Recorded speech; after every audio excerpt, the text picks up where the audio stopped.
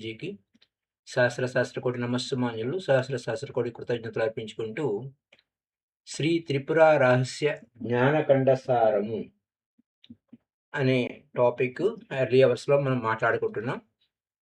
So let is go to the topic. ఇందులో బంధాఖ్యాక అనే పేరుతో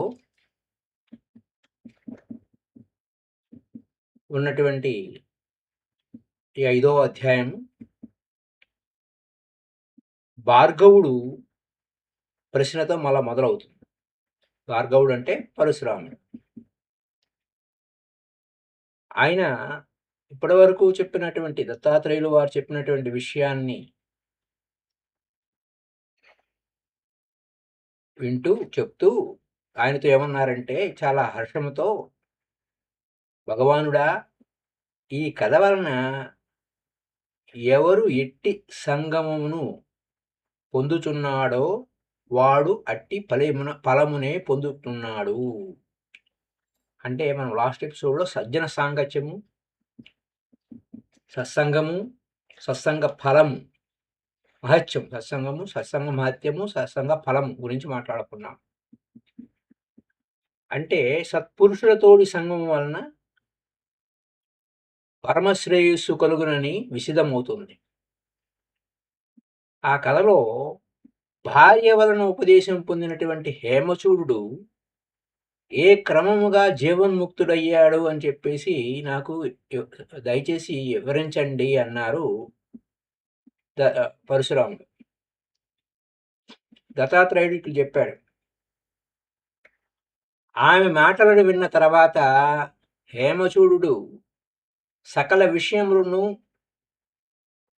విరసములుగాను చూచుచూ మిగులు నిర్వేదం పొందాడు. చాలా కాలంగా విషయ వాసనకు లోబడి ఉన్నానా, అలా ఉండటం వలన భోగమును వెంటనే వదిలించుకోలేకపోయి వెనకటి వలె అనుభవించడానికి చేతకాని వాడయ్యాడు. అతడు సిగ్గుపడి ఆ భార్యతో ఏమని చెప్పాడు, ఏమి చెప్పలేకపోతున్నాడు. వికలమైన మనసుతో అతడు ఇలా కొన్ని దినాలు గడిపాడు. మృత్యువులు భోగములు సమకూరుస్తున్నప్పుడు ప్రియురాలు చెప్పిన దానిని స్మరిస్తూ తను తాను యావగించుకుంటుండయు పూర్వపు వాసన ఫలం వలన వాను అనుభవించుతున్నాడు. తర్వాత ఆ భోగములు అందరి దోషముల గురించి చింతిస్తూ మాటి మాటికి దుఃఖం పొందుతున్నాడు. ఊగుచున్న ఉయ్యాల అలాగా ఉయ్యాల ఊగుతూ ఉంటుంది. ఆ విధంగా అతని చిత్తము ఆందోళన చెందుతూ ఉంది. శ్రేష్టమైన భోజనము, వస్త్రము, భూషణము, వనిత, వాహనము, మిత్రులు మొదలగు దేని వలనను అతడికి సుఖం పొందజాలకున్నాడు. అలాగని భోగాలు వదలలేక పూర్వం వల్లే అనుభవించలేక అతడు సర్వమును పోగొట్టుకున్న వాని వలె దీనుడై ఉన్నాడు. అతని స్థితిని చూసిన హేమలేఖ ఒకనాడు ఏకాంతమందు ఇట్లా అంది. నీవు ఎందువలనో ఎనుకటి వలె ఉల్లాసంతో ఉండటం లేదు, దిగులు పడుచున్నట్లు కనిపిస్తున్నావు. కారణం ఏమిటి? భోగం వలన రోగములు కలుగుదని చెప్పుదురు. నీగొట్టి బాధ ఏమీ కలగలేదు కదా.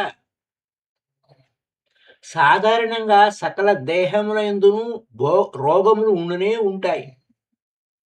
ఆహారము, వస్త్రము, వాక్కు, దర్శనము, స్పర్శనము, దేశకాలములు చేయుచున్న పని మొదలగువ దేనియందు అయినా వైపరీత్యమును కలిగిన శరీరం మీద దోషం ప్రకోపిస్తుంది. కావుననే అవి మనకు తెలియకుండానే రోగములను కలిగిస్తుంటాయి. అవి పైకి వచ్చిన తర్వాత గాని వాని చికిత్స చెప్పబడుచున్నది. పుట్టని రోగమునికి ఎవడు ఎక్కడ చికిత్సను చెప్పలేదు కదా. కావున నీకు దేని వలన దుఃఖం కలుగుతుందో చెప్పుము అంది. హేమచూడు ఇలా అన్నాడు. నీ మాటలను విన్నప్పటి నుంచి వెనకటి వలె దేని వలన నాకు సుఖం కలుగుట లేదు.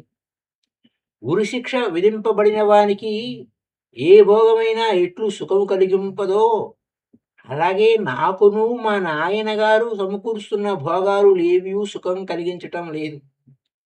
వెట్టి చాకరి చేయుచున్న వానివలే ఇంద్రియ వాసనలకు లోబడి వర్తించుచున్నాను. ఏమి చేసినచో నాకు సుఖము కలుగుతుందో చెప్పుము అన్నాడు. అప్పుడు హేమలేఖ తనలో ఇలా అనుకుంది, ఇతనికి నా మాటల వలన నిర్వేదం కలిగింది. ఇతర యందు శ్రేయస్సు అనేటువంటి బీజం ఉంది, కావుననే ఇట్లయింది. ఎవరి యందు శ్రేయస్సు యొక్క బీజం ఉండదో అట్టివారికి ఎట్టి బోధల వలన కూడా రవ్వంత కూడా మార్పు రాదు. స్వ ఆత్మదేవతైన త్రిపురాదేవిని ఎప్పుడో ఒకప్పుడు చిరకాలము ఆరాధించి ఉన్న వారికే ఇలా భోగములందు వైముఖ్యం కలుగుతుంది. పిదప ఆమె ప్రియునికి తత్వం బోధించదలిచి తన పాండిత్యమును ప్రకాశింపనీయక ఇలా చెప్పింది, పురాతనమైన నా వృత్తాంతము వినుము. అయితే ఇక్కడ చెప్తున్న కథ చిత్ర విచిత్రములుగా ఉంటుంది. దానికి వ్యాఖ్యానం కూడా మనం వివరించుకుందాం. ఈ కథ విందాం. పూర్వము మా అమ్మ నాకొక చెలికెత్తె నొసంగెను. అది సహజంగా మంచిదే అయినను శూన్య అనే దుష్టురాలితో సఖ్యం కలిగి ఉంది. విచిత్రములు వివిధములను అయిన విషయములను ఆశ్చర్యకరంగా సృష్టింపగల ఆ దుష్టురాలు మా తల్లికి కనుగప్పి నా చెలికెత్తెతో చేరుచుండెను. దానిని నా చెలికెత్తె నీడ అది కూడా వీడజాలకుండెను. నేను కూడా నా చెలికెత్తెను వదలలేకుంటిని. నేను దాని యొక్క నిర్మల స్వభావమునకు లోనై దానిని వదిలి క్షణము కూడా ఎచ్చటను నిలవజాలకుంటిని. ఆ దుష్టురాలు రహస్యంగా నా చెలికెత్తెను తన కుమారునితో చేర్చింది. వాడు సురాపానము చే మదించిన మూఢాత్ముడు. వాడు నా ఎదుటనే ఆమెను ఆక్రమించి భోగింపజొచ్చాను. అది వాని చేత అనుభవింపబడుచు నన్ను ఎప్పుడునూ వీడకుండెను. నేను కూడా దానిని వదలలేకుంటిని. తర్వాత ఆ మూడునకు వాని వంటి వాడే అస్థిరుడు అనేటువంటి కొడుకు పుట్టాడు. వాడు వెంటనే యువకుడై అతి చంచలుడయ్యాడు. తండ్రి యొక్క మూఢత్వము, నాయనమ్మ యొక్క గుణము కలిగి వాడు అనేకములైన చిత్ర విషయములను నిర్మింప సమర్థుడై ఉన్నాడు. వాడు స్వయంగా పెక్కు విషయాలలో విశారదుడయ్యాడు. శూన్య అను పేరు గల నాయనమ్మ చేత, మూఢుడు అను పేరు గల తండ్రి చేత నిపుణతను పొంది అత్యంత శీఘ్రము అకుంఠితమైన గమనము కలవాడయ్యాడు. ఇట్లా జన్మచేత నా సఖి మంచి స్వభావం కలదయ్యినా కూడా దుష్టురాలి సాంగత్యము చేత చాలా మాలిన్యం పొందింది. అంటే లాస్ట్ ఎపిసోడ్లో మనం సజ్జన సాంగత్యం గురించి చెప్పుకున్నాం. ఇక్కడ ఇలా బంధం ఎలా జరిగింది, ఎలా మనకి బాండేజ్ ఎలా ఉంది అనే విషయాల గురించి మనం మాట్లాడుకుంటున్నాం. ఆమె ప్రియునియందు పుత్రునియందు అత్తయందు దృఢమైన అనురాగం పొంది నన్ను క్రమక్రమంగా విడిచిపెట్టడం మొదలెట్టింది. నేను సహజంగా సరళమైన స్వభావం కలదానున్న గుట్టెచ్చే ఆమెను వదిలిపెట్టచాలక ఆమెనే అనుసరిస్తూ ఉన్నాను. అంతటా మూఢుడు ఆమెను ఎల్లప్పుడూ అనుభవించుతున్నటయే కాక నన్ను కూడా ఆక్రమించుటకు పూనుకున్నాడు. కాని నేను స్వభావం చేత పరిశుద్ధురాలు నగుట చేత వాస్తవముగా వానికి వశపడలేదు. అయినను నేను ఆ మూఢుడనచే అనుభవింపబడుచున్నానని లోకములో అన్ని ఎడలా పెద్ద అపవాదు ప్రబలింది. నా స్నేహితురాలు అస్థిరుడను తన కుమారుని నాకు అప్పగించి నిరంతరం మూడుని కౌగిలిలో మెలుగుచూ తత్పరురాలై ఉన్నది. పిమ్మట అస్థిరుడు నా చేత పెంచబడిన నాయనమ్మ యొక్క అనుమతితో ఒక ప్రౌఢురాలని పొందాడు.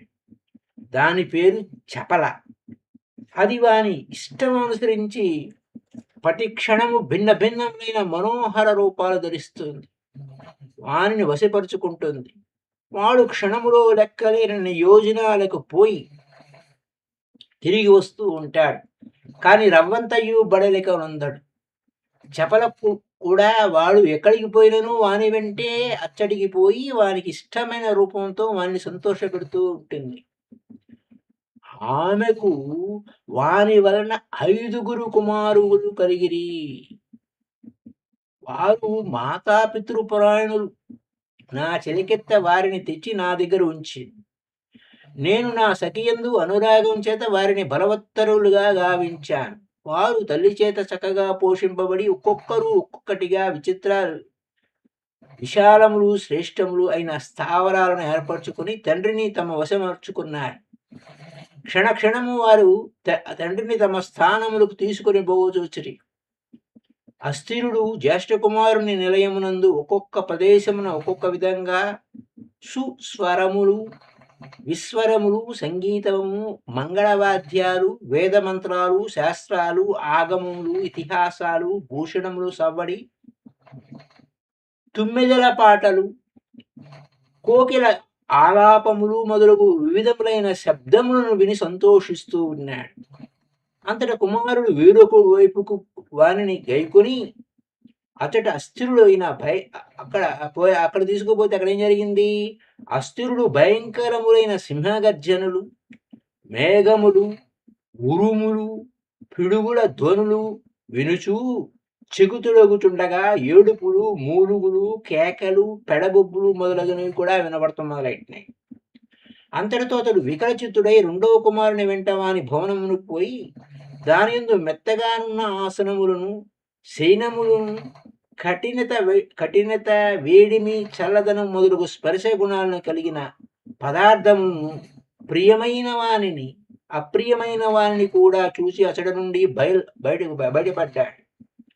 మూడో కుమారుని ఇంటి వద్దకు అతడి కంటికింపుగా అనేక వర్ణములతో మనోహరంగానున్న పదార్థాలను, భయంకరములైన వారి బీపచ్చంగానున్నను వారిని చూస్తుండగా నాలుగో కుమారుడు తన తండ్రిని తన భవనాన్ని తీసుకుపోయాడు. అచ్చట అస్థిరుడు రసవంతములైన పుష్పములను, ఫలములను, మధురములైన భక్ష్యములను, పానీయములను, కటువుగా, చేదుగా, పుల్లగా, ఉప్పగా ఉండు పదార్థాలను కూడా రుచి చూడవలసి వచ్చింది. అప్పుడు చివరి కొడుకు తన ఇంటిని తీసుకుపోయాడు, తన ఇంటికి. అక్కడ అతడు ఆహ్లాదమును, ఏవగింపును, వికారమును, మూర్ఛను కలిగించినట్టు వాసనలు గల అనేక పదార్థములను అనుభవించవలసి వచ్చింది. ఈ విధంగా అతడి పుత్రుల యొక్క భవనములందు నివసిస్తూ ఇష్టములైన లభిస్తేనేమో సంతోషిస్తూ, అప్రియమైన వాటిని తటస్థించినప్పుడు దుఃఖిస్తూ రాకపోకలు చేస్తున్నాడు. ఆ కుమారులను తండ్రి యందున్న ప్రేమ చేత ఎచ్చటనైనను ఏ పదార్థమునైనను కొంచెంగా కూడా తండ్రికి లేనప్పుడు తాకుచున్నారు. అస్థిరుడు వారి ఇళ్లలో బహు పదార్థములు అనుభవించి కొన్నిటిని దొంగిలించి రహస్యంగా తెచ్చుకుని పుత్రుడు లేకుండా భార్యతో కూడి నిత్యం అనుభవిస్తూ ఉన్నాడు. చపలకు మహాసన అనే చెల్లెలు కలదు. ఆమెను అస్థిరుని పతిగా వరించింది. అతడు ఆమె యందు ఆసక్తుడై ఆమె యొక్క ప్రీతి కొరకు పెక్కు భోగమును సంపాదిస్తూ ఉన్నాడు. వాని అన్నింటినీ ఆమె క్షణంలో భక్షించి ఇంకనూతే అని చెప్ప మొదలుపెట్టింది. అతడు 5గురు పుత్రులను ఎన్ని పదార్థాలు సమకూర్చినప్పుడు వాని అన్నింటినీ క్షణంలో పూజిస్తూ ఆమె ఎల్లప్పుడూ ఆకలితో అల్లాడిపోతూ ఆమె అల్పకాలముననే జ్వాలాముఖుడు, నింద్యవృత్తుడు అనే కొడుకుల్ని గంది. వారిరువురు తల్లికి ప్రియతములుగా ఉన్నారు. అస్థిరుడు మహాసేనయందు ఆసక్తుడైనంతనే జ్వాలాముఖుని యొక్క జ్వాలచే పీడితుడై గాఢమైన మూర్ఛ పొందుతున్నాడు. ఒక్కొక్కప్పుడు నింద్య వృత్తునితో కూడి ఎల్లరిచే నిందింపబడుచు చచ్చిన వానితో సమానమవుతూ ఉన్నాడు. ఈ విధంగా ఎట్లు అస్థిరుడు దుఃఖమును పొందుతున్నప్పుడు నా చెలికెత్త స్వభావం చేత మంచిదైనను పుత్రుని అందరి అమిత వాత్సల్యము చేత వానితో చేరి తానును దుఃఖించుచు మనుమలైన జ్వాలాముఖుడు నింద్యవృత్తుడు వచ్చి కౌగులించుకొనుచుండగా ఒడలు మండిపోవచ్చు ఉంటే లోకమును నిందింపబడుచు చచ్చిన దానితో సమానంగా ఉంది. ఆమెతో ఎల్లప్పుడూ కలిసి ఉండు నేను కూడా ఇంచుమించు అలాగే అయ్యాను. ఇట్లు నా సఖి యొక్క దుఃఖము చేత నేను దుఃఖించుచుండగా చాలా ఏండ్లు గడిచిపోయి, అది ఇన్ఫెక్షన్ అన్నమాట. మహాశనను పరిగ్రహించుట వలన అస్థిరుడు అస్వతంత్రుడయ్యాడు. అతడేదో ఒక కర్మను అనుసరించి ఒకచోట 10 ద్వారాలు గల పురాన్ని పొందాడు. దాని యందు అతడు భార్యాపుత్రాదులతో నివసించుచు రాత్రింబవళ్ళు సుఖమును కోరుచు దుఃఖమును అనుభవిస్తూ ఉన్నాడు. భార్యలిద్దరూ ఇటునటు లాగుచుండగా జ్వాలాముఖ నింద్యవృత్తుడు చేత ఒడలు మండిపోవుచుండగా ప్రతిదినము లోకముల చేత నిందలు పడుచు వారిని వీడుకొని 5 కుమారుల యొక్క భవనాలకు పోవుచు తిరిగి వచ్చుచు పడలేక పొందుతూ ఎచ్చటనూ సుఖం లేకుండా ఉన్నాడు. కుమారుడు ఇప్పుడు దుఃఖపడుచున్నట చేత వాని తల్లియగు నా చిలికెత్త మిగుల దుఃఖముతో మూర్ఛ పొందుతూ ఉంది. ఆ పురములోనే పడి ఉంది. జ్వాలాముఖ నింద్య వృత్తులతో కూడిన మహాశన శూన్య చేత అంటే భర్త యొక్క నాయనమ్మ మామ అయిన మూడుని చేత పోషింపబడుచు సవతి అయిన చపలతో కూడా విజృంభించి అస్థిరుని తన వశము గావించుకొని ఆ పురంలో ఉంది. నా సఖి అందరి ప్రీతి చేత నేను కూడా ఆమెతో కూడా అచ్చటనే ఉన్నాను. ఆమె యొక్క దుఃఖము చేత నేను కూడా దుఃఖితురాలని చచ్చిన దానితో సమమై ఉన్నాను. వారిని అందరినీ రక్షింపవన్నని డిసైడ్ చేసుకున్నాను, అంటే పూనుకుంది. నేను అక్కడ ఒక క్షణం లేకున్నచో వారు ఎవ్వరూ నిలవలేరు. నేను గదా సర్వమును రక్షించుచుంటిని. నేను శూన్యతతో కూడిన శూన్యత్వమును, మూఢునితో కూడిన మూఢత్వమును, అస్థిరులతో కూడిన అస్థిరత్వమును, చపలతో కూడి చపలత్వమును, జ్వాలాముఖునితో ప్రజ్వలమును, నింద్యావృత్తునితో నింద్యమైన వర్తనమును పొందుచుంటిని. అంటే ఏ సంఘం ఎవరితో సావాసం చేస్తే వారి లక్షణాలు వస్తూ ఉన్నాయి.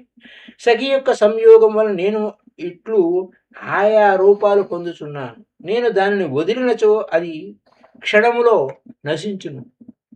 వారితో కూడి ఉన్న నన్ను చూసి మూఢులైన జనులందరూ వ్యభిచారిణి అని పలుకుతున్నారు. కానీ నిపుణులైన వారు మాత్రం నన్ను నిర్మలమైన దానిని అని గ్రహిస్తున్నారు. మా తల్లి మహాపతివ్రత, పరిశుద్ధురాలు, నిర్మలమైన ఆకృతి గలది. ఆమె ఆకాశము కన్నను విశాలమైనది, పరిపూర్ణ పరమాణువు కన్నను సూక్ష్మమైనది. ఆమె సర్వజ్ఞురాలైన ఏమీ తెలియనిదిగా నుండును, సర్వము చేయుచును ఏమీ చేయనట్లుగానే ఉంది. సకలమునకు ఆమె ఏ ఆశ్రయము, ఏ ఆధారము లేని దాని వలె ఉంది. ఆమె సర్వమునకు ఆధారమై ఉండి కూడా ఎవరికి ఆశ్రయం ఇచ్చినట్లు కనిపించదు. అన్ని రూపములు ఆమెవే అయినను ఆమెకు ఏ రూపము లేదు. సర్వము ఆమెతో కూడి ఉన్నను ఆమె దేనితోనూ కూడి ఉండలేదు. ఆమె ఎల్లడల్లా ప్రకాశించుచున్నను ఎవని చేత ఎచ్చటను తెలుసుకొనబడలేదు. ఆమె మహానందము మూలకమైనటువంటి దయ్యను ఆనందం లేని దాని వలె ఉంటుంది. ఆమె తల్లిదండ్రులను వదిలిపెట్టాను. ఆమెకు నా వంటి పుత్రికలు సముద్రములో తరంగముల వలె లెక్కలేనంత మంది ఉన్నారు. వారందరూ నా వలనే సఖీ కుటుంబ పరాయణులై ఉన్నారు. సఖీ గణములతో కూడి ఉండినను నేను ఒక మహామంత్రము యొక్క సామర్థ్యం చేత స్వరూపం నందు మా తల్లి వలె ఉన్నాను. నా సఖి యొక్క పుత్రుడు ఆ పురమునందు తిరిగి ఎప్పుడు బడలిక నందునో అప్పుడు ఆ అస్థిరుడు తల్లి యొక్క ఒడియందు చేరి గాఢంగా నిద్రిస్తున్నాడు. అతడు నిద్రించినంతనే వాని పుత్రుడు మొదలగు వారందరూ నిద్రింతురు. ఎవడూ మేలుకొని ఉన్నాడు. అప్పుడు అస్త్రుడి యొక్క ప్రియ మిత్రుడు ప్రచారుడు అని పేరు గలవాడు ముందున్న 2 ద్వారాలలో చరించుచూ పురాన్ని రక్షిస్తూ ఉంటాడు. అస్త్రుని తల్లి అయిన నా సఖి పుత్రునితో నిద్రిస్తున్నప్పుడు ఆమె యొక్క అత్త చెలికత్తెయునైన శూన్య పుత్రునితో కూడా వారినందరినీ ఆవరించి రక్షిస్తూ ఉంటుంది. ఇట్లు అందరూ నిద్రించిన తర్వాత నేను మా తల్లిని చేరి ఆమె కౌగలి యందు ఆనందంతో ఉన్నాను. మరలా వారందరూ లేచిన వెంటనే వారి వెంట పోవుచున్నాను. అస్థిరునకు మిత్రుడైన ప్రచారుడు మహాబలం గలవాడు. వాడు ప్రతిదినము అస్థిరుడు మొదలగు వారిని పోషించుతున్నాడు. వాడు ఒక్కడే అనేక విధములుగా రూపొంది పురవాసులను అందరినీ పరస్పర సంబంధము కలవారినిగా నడిచి రక్షిస్తూ ఉన్నాడు. హారమునందు కూర్చబడిన మణులు దారం తెగిపోయితే ఎట్లా రాలిపోను, అట్లే వాడు లేకపోతే వారందరూ ఎవరికి వారు విడిపోయి నాశనం పొందుతారు. వాడు నాతో కూడి నా చేత సంజీవితుడై నన్ను వారందరి చేత కూరుస్తూ ఆ పురమున సూత్రధారుడుగా ఉన్నాడు. ఆ పురము జీర్ణమైనచో వాడు వారినందరినీ వేరొక పురానికి కొనుపోతున్నాడు. ఇట్లు ఆ ప్రచారుని ఆశ్రయించి అస్థిరుడు విచిత్రములైన పెక్కు పురములకు అధిపతి అయ్యాడు. భార్య పుత్రులు ఉన్నను మహాబలుడైన ప్రచారుని యొక్క ఆశ్రయం ఉండినను నేను అండగా ఉండినను అస్థిరుడు అనేక విధముల దుఃఖము పొందుతూ ఉన్నాడు. వాడు భార్యల చేత పుత్రుల చేత నిరంతరము ఇటు అటు లాగబడుతూ రవంతయు సుఖం పొందలేక దాని మహాక్లేశములు అనుభవిస్తున్నాడు. ఒక్కొక్కప్పుడు 5 పుత్రులు వారిని 5 వైపులకు లాగుతున్నారు. చపలతో కూడినప్పుడు మిగుల సంచలుడైన ఖేదం పొందుతున్నాడు. ఒకప్పుడు మహాశన కొరకు ఆహారమును సంపాదించుటకు పరిగెత్తుతున్నాడు. వేరొకప్పుడు జ్వాలాముఖునితో కూడి విజృంభించి ఆపాద మస్తకం మంట పుట్టుచుండగా దానిని శాంతింపచేసుకున్నటకు ఉపాయం ఎరుంగక పెద్ద మూర్ఛ పొందుతున్నాడు. నింద్యావృత్తునితో కూడినప్పుడు ఇతరులచే నిందలు పడుతూ బెదిరింపబడుతూ దుఃఖిస్తూ తన్ను సచ్చినవానితో సమానంగా తలుస్తూ ఉన్నాడు. దుష్కముల నందు పుట్టిన ఆ అస్థిరుడు దుష్టురాలైన భార్యాపుత్రులతో కూడి వారి అందరి మోహం చేత ఎల్లప్పుడూ వెంట తిరుగుచు ఒకప్పుడు గొప్ప నగరములలో మరొకప్పుడు నీచ ప్రదేశాల్లో నివసిస్తూ ఉన్నాడు. క్రూర ముఖములతో నిండిన అరణ్యాలలో ఎండలు మండే పోతున్న ఎడారులలో నీరు గెడ్డ కట్టుచుండు శీతల ప్రదేశాల్లో దుర్వాసన పరబులుచుండు తావులలో చీకటి గుహలలో నివసించు అస్థిరుడు ఎంతో సుఖమును పొందుచుండెను. కుమారుని దుఃఖము చేత ఎంతో దుఃఖమును పొందుతున్నాడు. కుమారుని దుఃఖము చేత నా సఖియు దుఃఖిస్తూ ఉంది. సహజంగా పరిశుద్ధురాలైన ఆమెను ఆ కుటుంబమును అనుసరించుటకు నేను కూడా నిష్కారణంగా మూఢురాలనయ్యా. ఎడారిలో వేసవి యందు ప్రయాణం చేయుచున్నవాడు దప్పికను ఎట్లు తీర్చుకోలేడో అట్లే దుష్ట సాంగత్యం కలవాడు ఎచ్చటను కొంచెమైనను సుఖము పొందజాలి. ఇట్లా చాలా కాలం గడిచిన తర్వాత ఒకనాడు నా చెలికత్తె అత్యంత దుఃఖం చేత వికలచిత్త అయి నన్ను రహస్యంగా కలుసుకుంది.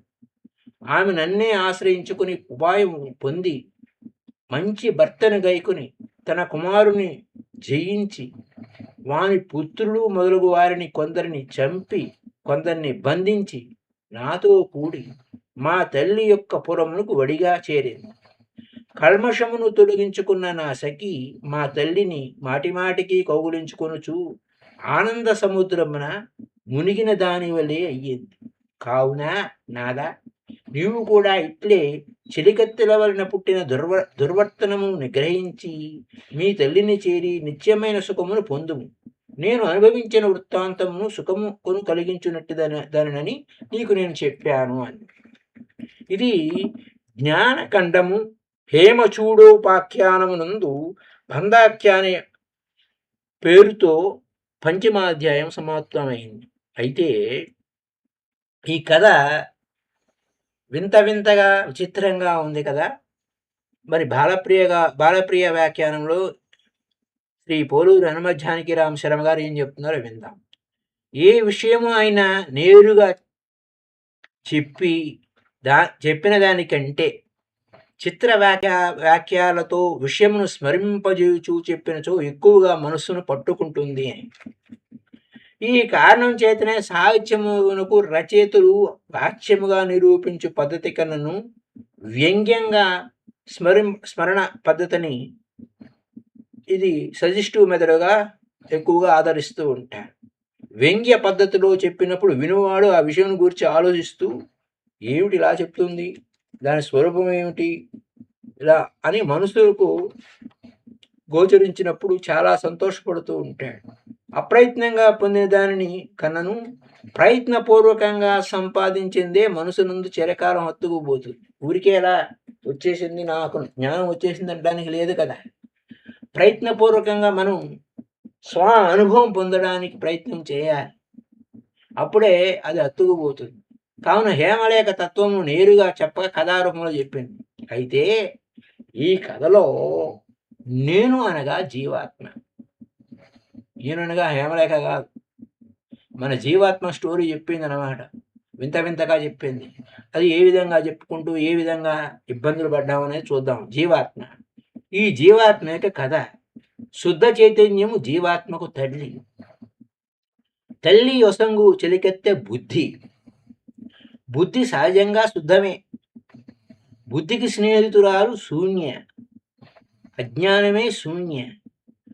అజ్ఞానంతో కూడిన బుద్ధిని అనుసరించి అజ్ఞానంతో కూడిన బుద్ధిని అనుసరించు జీవుడు బహిర్ముఖుడై విషయములందు ప్రవర్తిస్తూ ఉన్నాడు. అందువలన జీవుడు బుద్ధిని వదిలి ఉండటం లేదు. అజ్ఞానము లేక అజ్ఞానము లేదా అవిద్య యొక్క కుమారుడు మోహము లేక మహామోహుడు. అవిద్య బుద్ధికి మోహంతో సాంగత్యమును కలిగించింది. మోహం వలన బుద్ధికి పుట్టినవాడు అస్థిరుడు. మనసే అస్థిరుడు. చూడండి ఎలా ఉంది. కాబట్టి మోహము బుద్ధిని మాత్రమే ఆక్రమించినది, జీవుని ఆక్రమించలేదు. చిదాత్మ స్వరూపుడకు జీవుడు ఎప్పుడూ శుద్ధుడే.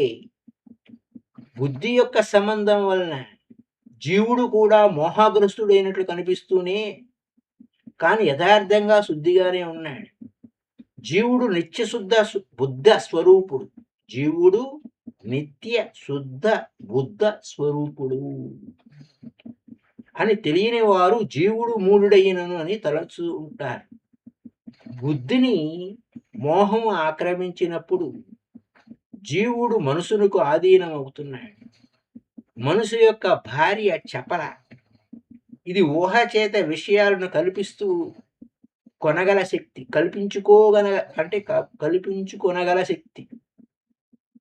ఇది ఊహ చేత విషయాలను కల్పిస్తూ ఉంటుంది. దానికి ఆ శక్తి ఉంది. మనసు యొక్క ఈ కల్పనా శక్తియే చపల. వీరికి కలిగిన పుత్రులు శ్రోతము, త్వక్కు, చక్షు, జిహ్వ, గ్రాణం.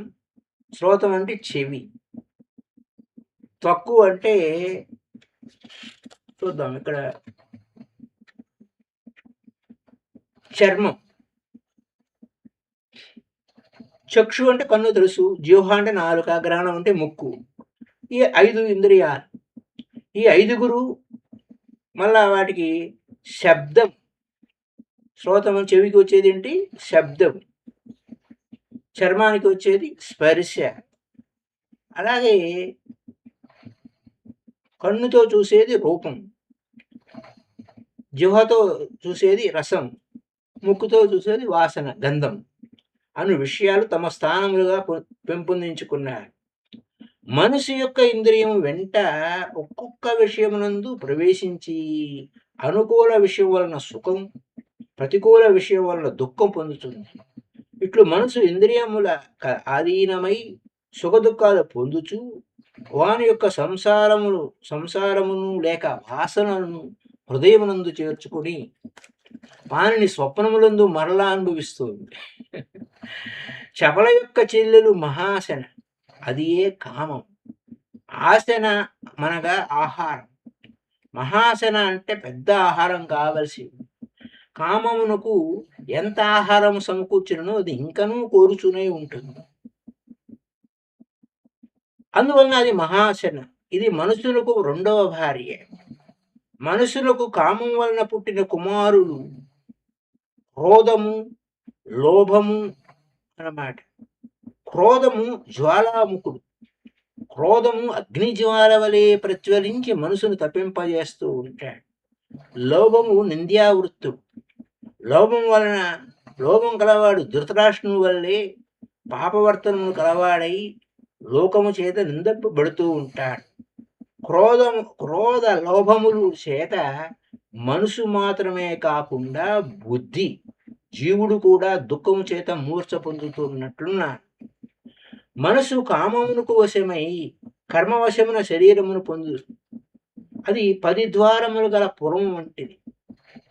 ఆ 10 ద్వారాలు ఏమిటి? నోరు, 2 కన్నులు, 2 చెవులు, 2 ముక్కులు, మూత్రద్వారము, మలద్వారము, బ్రహ్మరంధ్రము అనేవి 10 ద్వారాలు. మనసును అనుసరించి బుద్ధి, జీవుడు ఒక శరీరము నుండి మరొక శరీరానికి చేరుతూ ఉన్నాడు. మనసును అనుసరించి బుద్ధి, జీవుడు ఒక శరీరం నుండి మరొక శరీరమును చేరుతున్నాడు. జీవుడు లేకున్నచో బుద్ధి, మనసు, ఇంద్రియాలు మొదలగు ఏమి పనిచేయవు. జీవుని యొక్క చైతన్యం వల్లనే అవి పనిచేస్తున్నాయి. వాని వ్యవహారమును చూసి అంతయు జీవునిచే అని తలుచుతూ కొందరు జీవుడు మూఢుడు, చంచలుడు అని మనసు యొక్క బుద్ధి యొక్క లక్షణములనే జీవుని యందు ఆరోపిస్తూ ఉంటారు. నిజమునకు ప్రతిబింబంలో ప్రతిబింబంలో అద్దానికి ఏం సంబంధం లేదో అలాగే మనస్సు బుద్ధుల వ్యవహారంతో జీవునికి ఎట్టి సంబంధం లేదు. జీవుని తల్లి అనగా స్వరూపము శుద్ధ చైతన్యం. అందువలన జీవుడు ఎప్పుడూ శుద్ధుడే అని తత్వజ్ఞులు గ్రహించరు. మనసు బడలిక నొందినప్పుడు బుద్ధి యొక్క ఒడియందు విశ్రమిస్తూ ఉంటుంది. ఇంద్రియములు కూడా నిద్రిస్తూ ఉంటాయి. అప్పుడు మనసునకు మిత్రమైన ప్రాణము లేక ప్రచారుడు శరీరం రక్షిస్తూ ఉంటాడు. అప్పుడు జీవుడు శుద్ధ చైతన్యంతో ఏకీభవించు సుఖిస్తూ ఉంటాడు. ప్రాణము లేకున్నచో మనసు, ఇంద్రియాలు మొదలు ఏమీ నిరవజాలం. వీనికి జీవునకు ప్రాణం వలనే సంబంధం కలుగుతుంది. ప్రాణం వలనే శక్తి అంతయు జీవుని చైతన్యం వలె కలుగుతున్నది. ప్రాణానికి శక్తి అంతయు జీవుని చైతన్యం వలనే కలుగుతుంది. కర్మానుభవం పూర్తయినప్పుడు శరీరం శిథిలమై పడిపోతుంది. అప్పుడు ప్రాణము ఆ శరీరాన్ని వదిలిపెట్టి మనసును, బుద్ధిని, ఇంద్రియములను గైకొని మరల కర్మను అనుసరించి ఇంకొక శరీరాన్ని ప్రవేశిస్తుంది. అంటే కర్మ వల్లనే మళ్ళీ మన తిరిగి జన్మ తీసుకోవడం జరుగుతుంది. కర్మను అనుసరించి అనే పాయింట్ ఇక్కడ అదే బుద్ధుడు కూడా అదే చెప్తాడు. కర్మ అనేది చాలా ఇంపార్టెంట్. కర్మ అంటే కాయేన వాచేన, కాయము, వాచ అంటే నోటితో చేసేది, శరీరంతో చేసేది, మనసుతో చేసేది, దానివల్ల వచ్చే కర్మలు. ఇట్లు జీవుడు మనస్సుతో ప్రతి శరీరంలో ఏవో పుణ్యపాపాలు చేస్తూ వారి యొక్క సంస్కారాలను అనుసరించి దివ్య శరీరాలను, క్రిమికీటకాది శరీరాలను పొందుచూ పరిభ్రమిస్తూ ఉన్నాడు. ఒకప్పటికి బుద్ధి విరక్తి నుండి మోహాన్ని వదిలి మంచి భర్తను పొందాడు అంటే బుద్ధి సద్గురువుని ఆశ్రయించటం. బుద్ధి సద్గురువుని ఆశ్రయించటం అది మంచి భర్త పొందడం అంటే. నిర్మలమైన బుద్ధి సద్గురు బోధ వలన రహస్యమైన జీవుని స్వస్వరూపాన్ని గ్రహించి ఇంద్రియాలను జయించి మనసును నిగ్రహించి శుద్ధ చైతన్యంతో మాటిమాటికి కూడుచు మహానందం పొందుతుంది. అనగా బుద్ధి శుద్ధ చైతన్యంను గురించి నిరంతరము మననం చేయుచు దానితో తాదాత్మ్యమును పొందుతూ ఉంటుంది. అది ఏ జీవునికి ముక్తి. శుద్ధ చైతన్యం నందు హేమలేఖ వంటి జీవులు లెక్కలేనంత మంది ఉన్నారు. అందరి కదా ఇలాంటిది. ప్రతి జీవుడు బుద్ధి మనస్సు అవిద్యను అనుసరించి సంసారి ఎగుచున్నాడు. కానీ యథార్థంగా జీవులకును సముద్రములోని తరంగములు. యథార్థంగా జీవులందరూ కూడా సముద్రములోని తరంగములు. సముద్రం కన్నా భిన్నంగా ఎట్లు లేవో అట్లే శుద్ధ చైతన్యము కన్నను అన్యంగా లేరు. వారు మేము సంసారులము బద్ధులము అంటే బద్ధోహి బద్ధాభిమని కదా, ముక్తోహి ముక్తాభిమని కదా అని తలంచుతున్నప్పుడు కూడా వారి స్వరూపం శుద్ధ చైతన్యమే, అన్యం కాదు. త్రాడునందు పాము అను భ్రాంతి కలిగినప్పుడు ఆ పాము ఎప్పుడు ఎట్లు లేదో అట్లే జీవుని యందు సంసారత్వం కూడా ఎప్పుడూ లేదు. అందువలన జీవుడు యథార్థంగా ఎప్పుడూ కూడా శుద్ధ చైతన్యమే. ఈ సంకేత పదాలు మనం చెప్పుకున్నాం. తల్లి, మరి ఇక్కడ తల్లి ఎవరు అంటే శుద్ధ చైతన్యము లేక త్రిపురాదేవి. కూతురు ఎవరు? జీవుడు. తల్లి వసంగన చెలికెత్తెవరు? బుద్ధి. బుద్ధి యొక్క స్నేహితురాలు ఎవరు? శూన్య. శూన్య అంటే అవిద్య. శూన్య యొక్క కొడుకు మోహము, మహామూఢుడు. మోహానికి పుట్టిన కొడుకు అస్థిరుడు అంటే మనసు. మనసు యొక్క మొదటి భార్య చపల అంటే కల్పన. మనసు వలన చపలకు పుట్టిన కొడుకులు పంచ జ్ఞానేంద్రియాలు. అవి చెప్పుకున్నాము. ఇంద్రియాలు వాటి స్థానాలు. శ్రోతం అంటే చెవి, చెవికి శబ్దము, చర్మానికి స్పర్శ, కన్నుకి రూపము, నాలుక రసము, ముక్కు గంధము. మరి ఈ యొక్క ఓల్డ్ లాంగ్వేజ్ చెప్పుకోవాలంటే చెవి అంటే శ్రోతము, త్వక్కు, చర్మం అంటే త్వక్కు, కన్ను అంటే చక్షుసు అంటారు, నాలుకను జిహ్వ అంటారు, ముక్కు అంటే ఘ్రాణం. ఓకే. చపల యొక్క చెల్లెలు మహాసన అంటే కామం. మనసును ఒక రెండవ భార్య.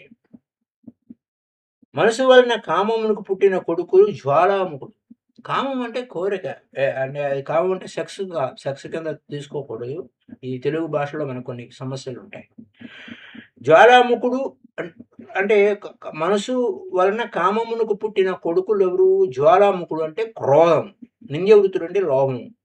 10 ద్వారాలు గలది శరీరం. అస్థిరుని మనసు అంటే అస్థిరుడు అంటే మనసు యొక్క ప్రియమిత్రుడు, పురరక్షకుడు, ప్రచారకుడు అంటే ప్రాణము.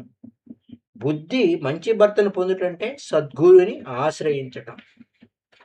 ఇది కథ. వీటి యొక్క అంటే మనం ఆ కథ చెప్పుకున్నాం. కథలో ఉన్న మర్మాన్ని మనం విడదీసుకొని వివరణాత్మకంగా చెప్పుకున్నాం. Thank you masters. రేపు శ్రద్ధ ఎంత అవసరము, శ్రద్ధ యొక్క ఇంపార్టెన్స్ ఏమిటి, దాన్ని ఆ ఇంపార్టెన్స్ గురించి హేమలేఖ మళ్ళీ చెప్తుంది. అయితే ఈయన ఎంత హేళన చేస్తాడు. ఈ యొక్క మనకి బాలప్రియ గారు ముందే చెప్పేశారు కాబట్టి మనకు వివరం మనకు తెలుసు. కానీ ఆ తెలియని హేమచూడు ఆమెను ఏమి నువ్వు ఎలా చెప్తున్నావు, నీకేమిటి, అదేమిటి, ఇదేమిటి అని అడుగుతాడు. ఆ తర్వాత శ్రద్ధ ఏ విధంగా కలుగుతుందనే అంశాన్ని రేపటి ఎపిసోడ్ తెలుసుకుందాం. So thank you masters. కొంచెం అమావాస్య ధ్యానం వలన మిత్రులు ఎక్కువ మంది వచ్చి ఉన్నారు. వారందరూ దానికోసం మనం ఎక్కువ సేపు ధ్యానం ఉంచుకున్నాం. తర్వాత లేట్ అయింది. So thank you all the masters. Happy day to you all. If you have any doubts you can ask me. I will reply. So thank you very much.